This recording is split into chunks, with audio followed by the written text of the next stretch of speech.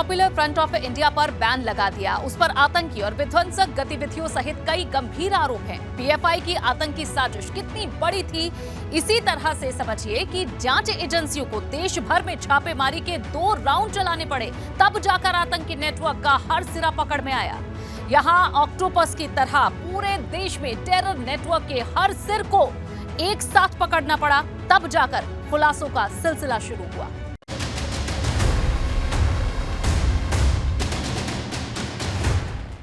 Popular Front of India के office पर बुधवार को एक बार फिर पुलिस का जमावड़ा था।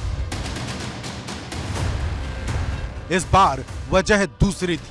बैन के बाद पीएफआई के ऑल इंडिया ऑफिस से लेकर सभी रीजनल ऑफिस पर सरकारी सील लग गई।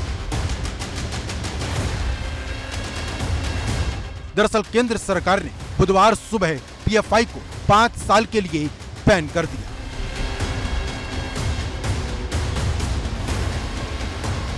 पीएफआई के अलावा उसके 8 सहयोगी संगठनों पर भी कार्रवाई की गई। इन सभी के खिलाफ टेरर लिंक के सबूत मिले हैं।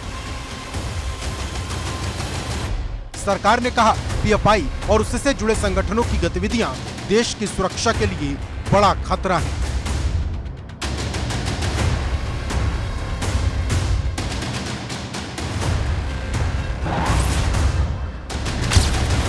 पीएफआई के अलावा Rehab India Foundation, Campus Front of India, All India Imam Council, National Confederation of Human Rights Organisation, National Women Front, Junior Front, Empower India Foundation और रिहैब फाउंडेशन समेत केरल जैसे सहयोगी संगठनों पर भी बैन लगाया गया है। को बेंगलुरु के पीएफआई की तस्वीरें दिखाए दफ्तर की, तो आप देख सकते हैं कि फिलहाल यहाँ पर जो सिक्योरिटी बढ़ा दी गई है। जिस दिन एनआईए की रेड हुई थी उसी दिन यहाँ इस दफ्तर को जो है सील कर दिया गया था। लेकिन सीधे तौर पर सवाल जो है अभी यही है कि क्या पीएफआई पर बैन लगाने के बाद जो विचारधारा है क्या उसे बदलने में कामयाब होगी सरकार? ये एक बहुत बड़ा सवाल, क्योंकि तमाम ऑर्गेनाइजेशंस को बैन करने के बावजूद भी चुनौती अभी भी कम नहीं हुई है। पीएफआई शुरू से ही सवालों के घेरे में रहा। इसके कुछ संस्थापक सदस्य सिमी के नेता रहे। बांग्लादेश में बैन आतंकी संगठन जमात उल मुजाहिदीन से लिंक के साथ ही इसके दुनिया के कई आतंकवादी संगठनों के साथ भी लिंक होने की आशंका है।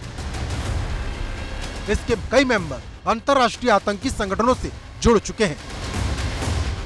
इसके साथ ही पीएफआई का डर हिंसक और कई आतंकवादी गतिविधियों में शामिल रहे और कई राजनीतिक हत्याओं के पीछे इनके हाथ का आरोप रहा।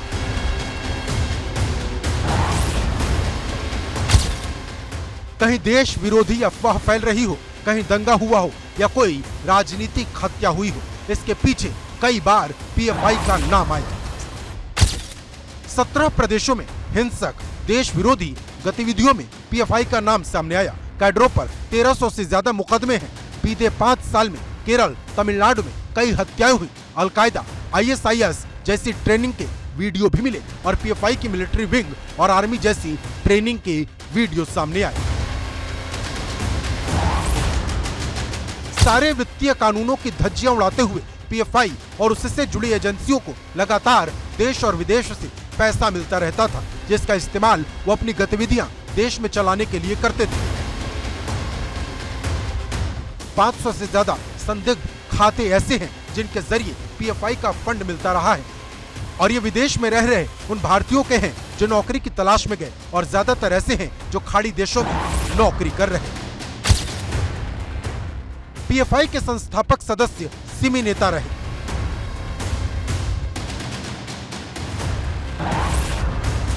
बैन हो चुके सिमी की स्थापना 1977 में अलीगढ़ के इस कमरे में हुई थी। ये कमरा एएमयू कैंपस के नजदीक शमशाद मार्केट पर है।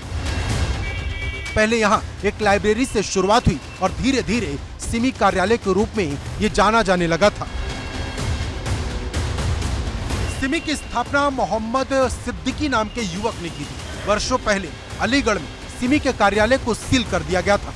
तब से ही यहाँ कोई नहीं आता और उसके बाद कभी ये जगह खोली नहीं गई। अब पीएफआई पर प्रतिबंध लगा दिया गया है।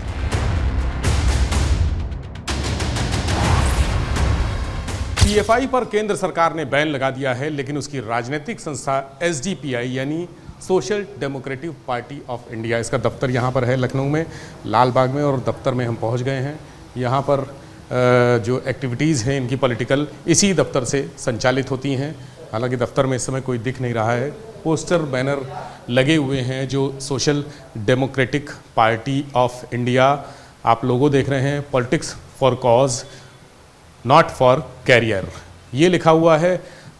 इनके द्वारा कराए गए विभिन्न जो सामाजिक कार्य हैं उनके पोस्टर्स लगे हुए हैं। जो रैलियां निकाली जाती हैं उनके भी पोस्टर यहाँ पर लगे हुए हैं। कई किताबें भी रखी हैं। स्थानीय निकाय शासनादेश संग्रह, और ये शायद स्थानीय निकाय की चुनाव की तैयारियों के लिए किताबें रखी गई हैं बांटने के लिए।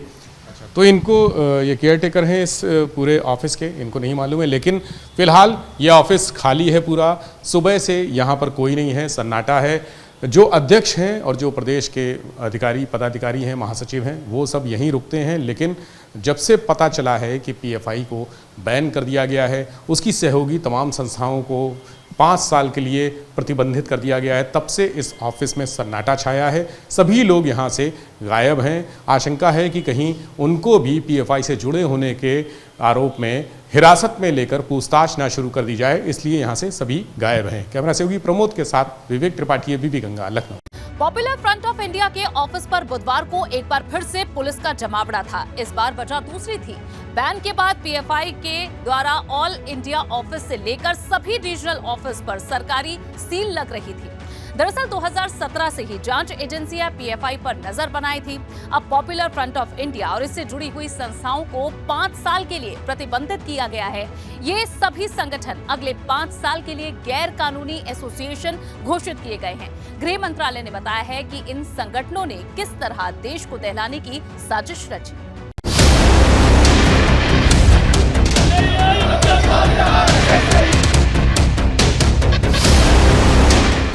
ऑपरेशन ऑक्टोपस और पीएफआई का द एंड। केंद्र सरकार ने पॉपुलर फ्रंट ऑफ इंडिया पर बैन लगा दिया। उस पर आतंकी और विध्वंसक गतिविधियों समेत कई गंभीर आरोप हैं। पीएफआई पर बैन का आधार तभी तैयार हो गया जब पीएम मोदी की पटना रैली में विस्फोट की साजिश से पर्दा उठा था। तभी से एजेंसियों का उस पर शिकंजा तेज हो गया था। सीएए विरोध प्रदर्शन के बाद दिल्ली में दंगे हुए। कर्नाटक में पीएफआई की शह पर हिजाब विवाद हुआ। नापाक मंसूबों के लिए 120 करोड़ रुपए जुटाए गए। 2020 के दिल्ली दंगों में फंड का इस्तेमाल किया गया था। पीएफआई का छिपा एजेंडा भारत का इस्लामीकरण बताया गया। इंडिया 2047 नाम से पीएफआई की एक बुकलेट मिली। बुकलेट में भारत को मुस्लिम देश बनाने का ब्लूप्रिंट था। पीएम मोदी की रैली में विस्फोट की साजिश के आरोप लगे और हमला करने के लिए ट्रेनिंग कैंप का आयोजन हुआ था। पॉपुलर फ्रंट ऑफ इंडिया और इससे जुड़ी संस्थाओं को 5 साल के लिए प्रतिबंधित किया गया है। ये सभी संगठन अगले 5 साल के लिए गैर कानूनी एसोसिएशन घोषित किए गए। गृह मंत्रालय ने बताया कि इन संगठनों ने किस तरह देश को दहलाने की साजिश रची। यूपी में संवेदनशील जगहों पर हमले की तैयारी थी। पीएफआई ने बना रखी थी कई मोर्चों वाली रणनीति।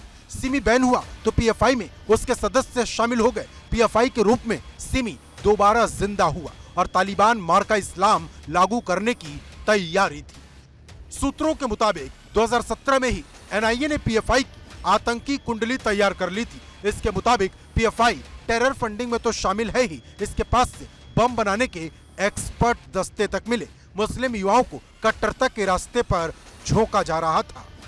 पीएफआई नेता टेरर फंडिंग आतंकी गतिविधियों में शामिल थे। हथियार चलाने के लिए ट्रेनिंग कैंप चला रहे थे। पीएफआई के पास बम बनाने वाले एक्सपर्ट के दस्ते थे। पीएफआई मुस्लिमों में मजहबी कट्टरता को बढ़ावा दे रही थी और कैडर के जरिए दावा का प्रचार कर रही थी।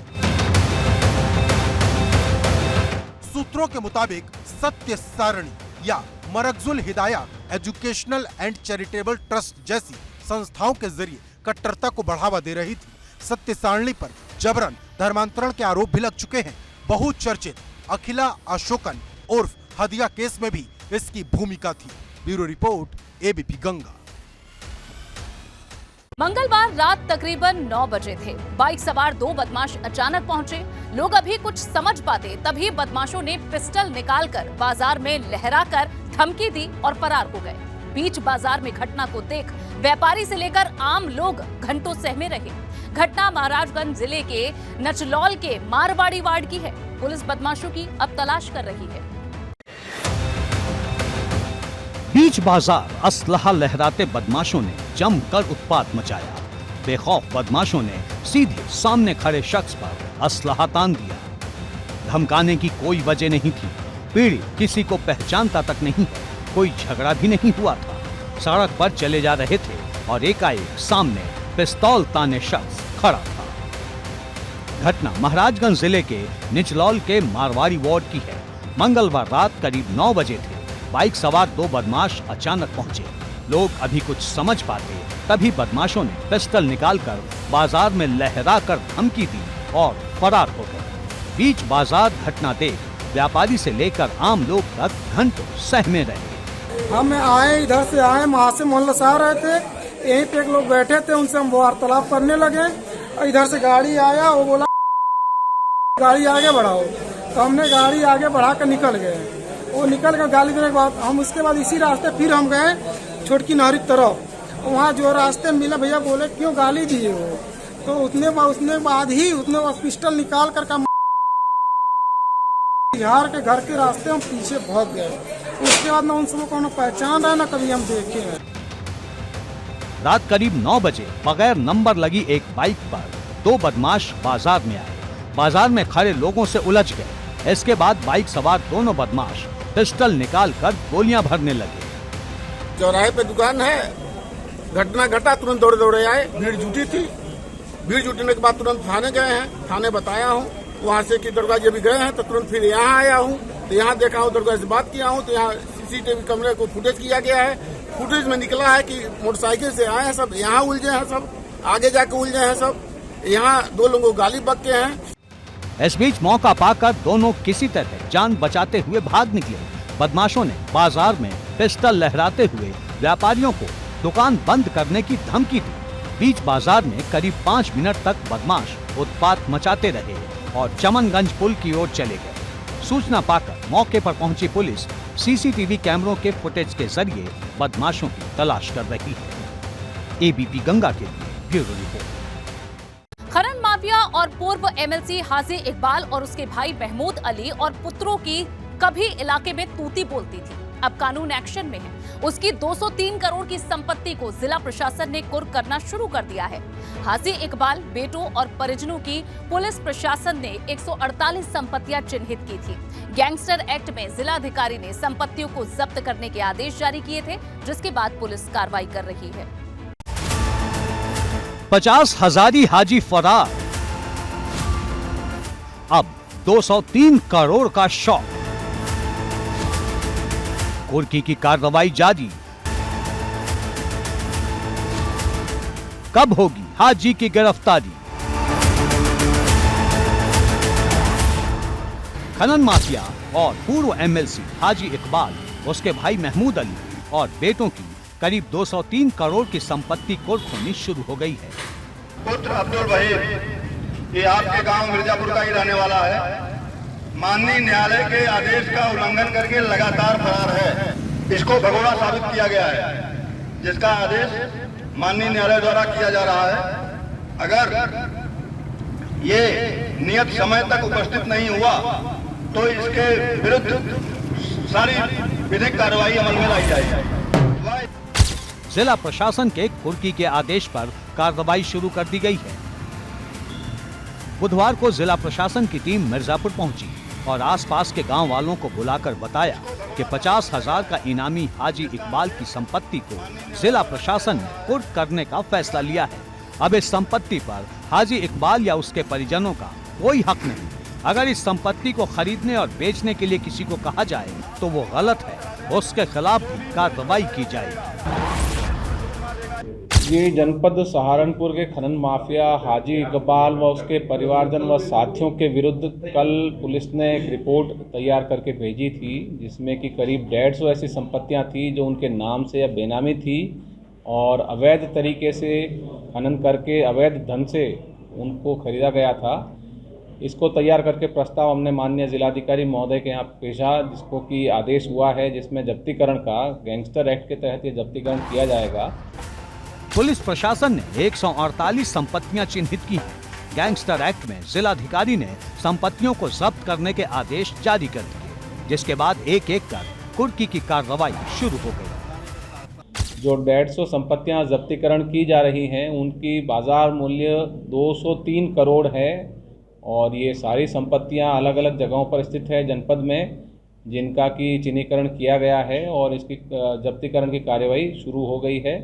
इसमें आगे और भी जो इनके साथी हैं वह अन्य जो संपत्तियां हैं उनकी भी जांच की जा रही है और आने वाले समय में इस प्रकार अवैध संपत्ति से अर्जित, अवैध धन से अर्जित जितनी भी संपत्तियां हैं उनका जब्तीकरण की कार्रवाई। माफियाओं के खिलाफ चल रहे प्रदेश सरकार के अभियान के तहत सहारनपुर जिला प्रशासन ने 50,000 के इनामी मोस्ट वांटेड खनन माफिया पर फिर बड़ी कार्रवाई की है। ये कार्रवाई पूरे यूपी में अब तक की सबसे बड़ी कार्रवाई कही जा रही है। इससे पहले मई में इकबाल की 1 अरब की संपत्ति कुर्क की गई थी।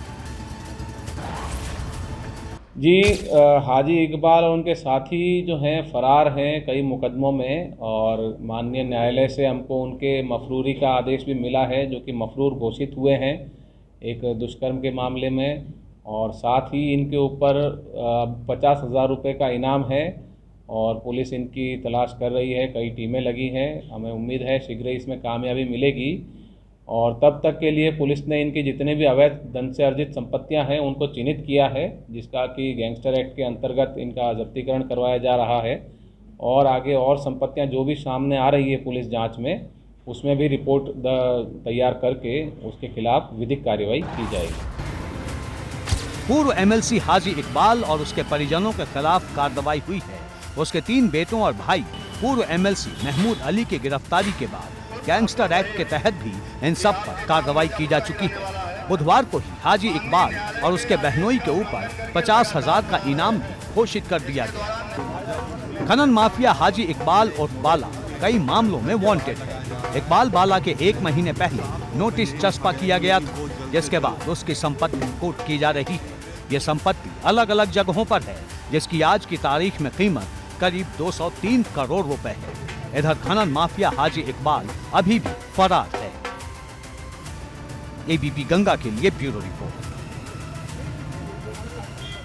अक्षय में फिलहाल के लिए बस इतना ही।